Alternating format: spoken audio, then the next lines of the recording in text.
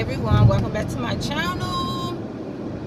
Y'all, today is Friday. It's a beautiful day.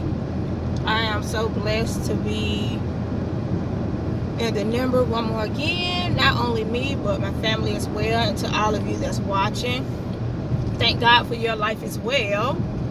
Well guys, I have a little good news. I have a couple things I want to talk about today. So first thing is, I'm currently in my 2-week wait.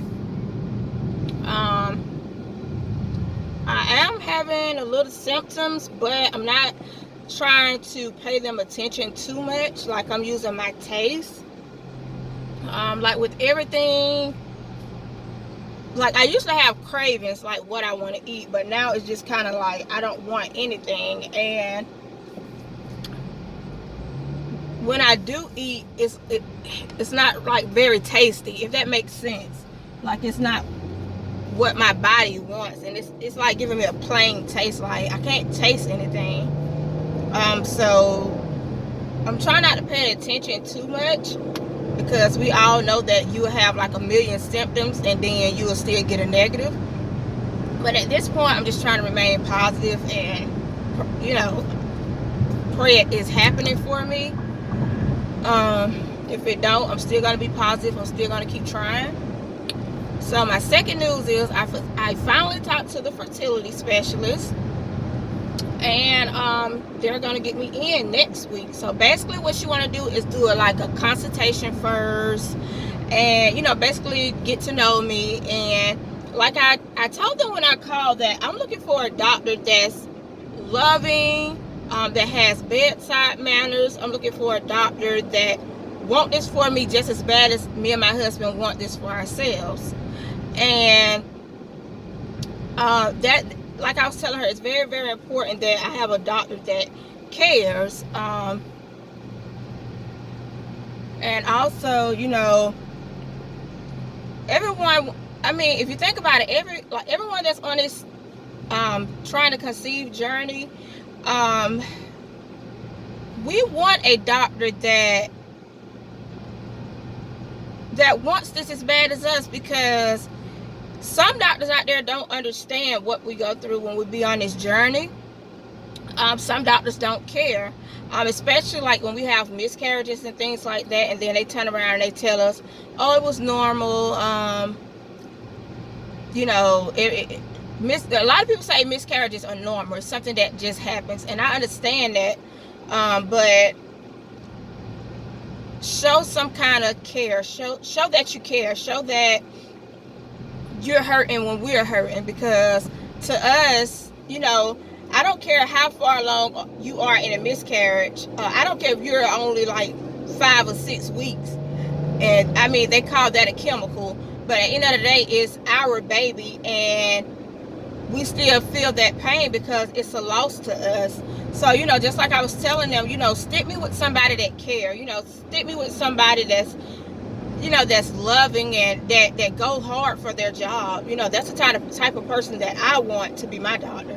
So they did stick me with someone. I haven't met her yet. I go to the doctor on next week to basically tell her my fertility issues. And they told me from there, that's when they'll start running their tests, giving me the best options. Because as you guys know, I have 4 healthy babies, and they're not babies no more, but they'll always be my babies. But I have 4 healthy girls, ages 16, 14, 12, and 10. So, and all girls. But so having these 2 miscarriages back to back, because the first one was last year in July, and then the second one was this year in January. And, you know, I need to know why I'm continuing to have a miscarriage, because the first pregnancy, I think I miscarried at like 4 or 5 weeks. So the second one, when they finally like just called it a miscarriage, I was about 8 to 9 weeks. But on the ultrasound, it showed that I had a gestational sac, but no yolk sac. So I had like no baby. So in a way, you guys can call that a blighted ovum. So that's something you know, that I need to know why, and I need to know, like, they didn't check my progesterone.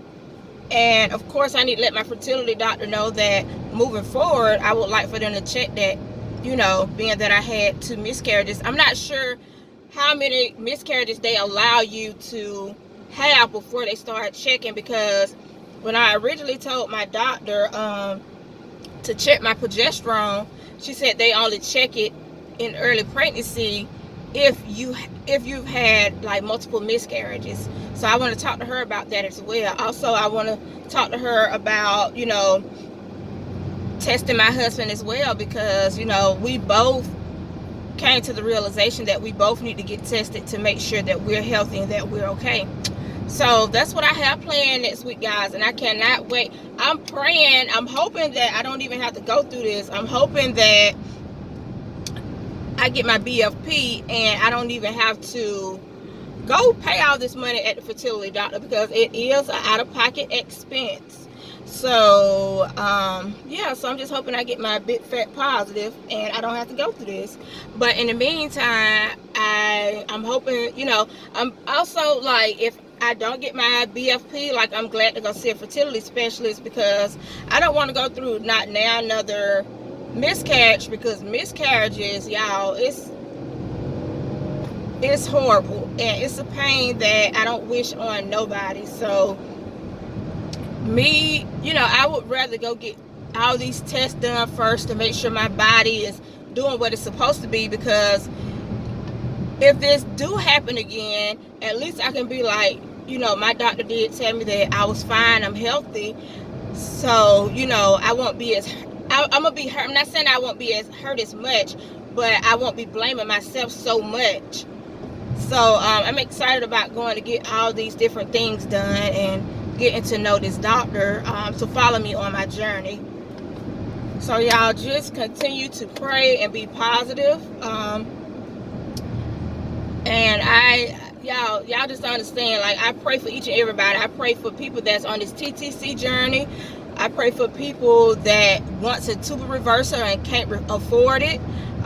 You know, and if that's you that I'm talking to, you know, with me, as far as me and my husband, we both work, and, you know, sometimes other expenses get into the way to where you can't save to get a tubal reversal. But what we did was we used our tax refund money, and, you know, at the time we didn't have any extra things that we had to do. So, you know, God blessed us with that money to be able to have the surgery, and the surgery was successful. So like I said, I'm going to continue to pray for each and one of you. Don't give up. And most importantly, like I try to tell everybody, don't stress. Like, it's kind of hard to say don't stress, because this is a stressful process. But, you know, adding stress onto your body, that's not good. So, you know, you guys have to pray. Like, you have to pray, you have to believe, you have to trust, and you have to decree and declare that this is going to happen to you. You lay your hands on your stomach. I had a friend girl that I was talking to about this, and she told me, she said, you need to pray, and you need to lay your hands on your stomach, and you need to decree and declare that this is going to happen for you.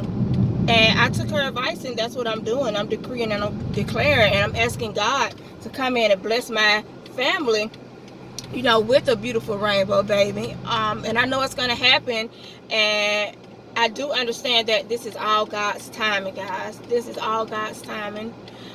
But guys, that's pretty much all I have for you today. I am headed to work, and it is very hot out here. It is very, very hot. And also, like, everything that's going on with this COVID-19, I'm still working. My husband is still working.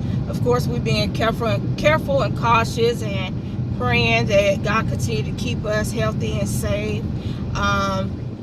These doctors' offices, they are taking the precautions to make sure that everything is going fine. It's, you know, that they're, you know, keeping us safety.